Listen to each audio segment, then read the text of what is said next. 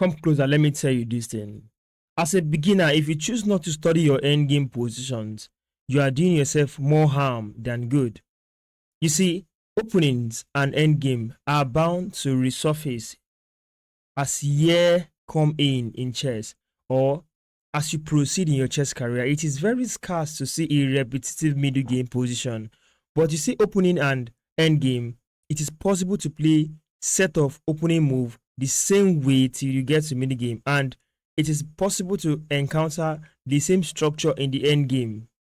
So I bring to you this particular end game where it will be important to study what possible outcome it will become if it is white to play or black to play from this kind of end game. From this position, let's examine it from white's perspective. Let's say it is white to play. What strategy will you try to use so you can win?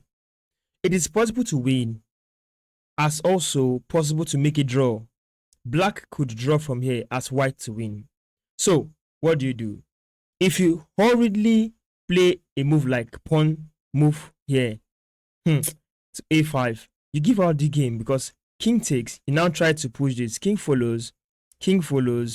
Now you lost the pawn. What is this? A draw. Let's go back. In this position, what you should try to do is to bring your king closer. The king is too far from these 2 pawns. Try to support one of the pawns with your king, and I would advise you support the pawn on d4 with your king instead, because you have more space around that angle. So let's try this. King to b2 is the next available move. I would advise you to play in this position. You can try out other concepts, but see this. King goes for this pawn on a4, trying to pick up this pawn and come back for the pawn on d4.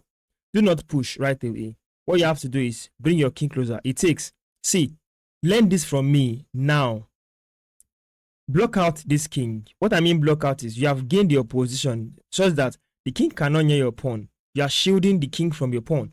So the pawn is safe, and your king is becoming a guard to support this pawn to move upward, becoming a queen, and you win the game.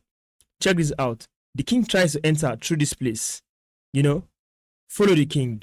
It goes, you follow him. It goes, you follow him. He goes, you follow him. See? You have locked him out.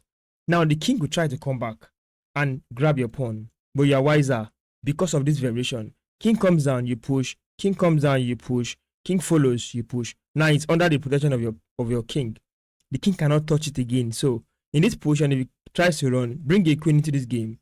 From here you can win. Simple. Now, if it was black to play, we have seen how white can win if it was white to win. Now, what is the outcome if it's black to play?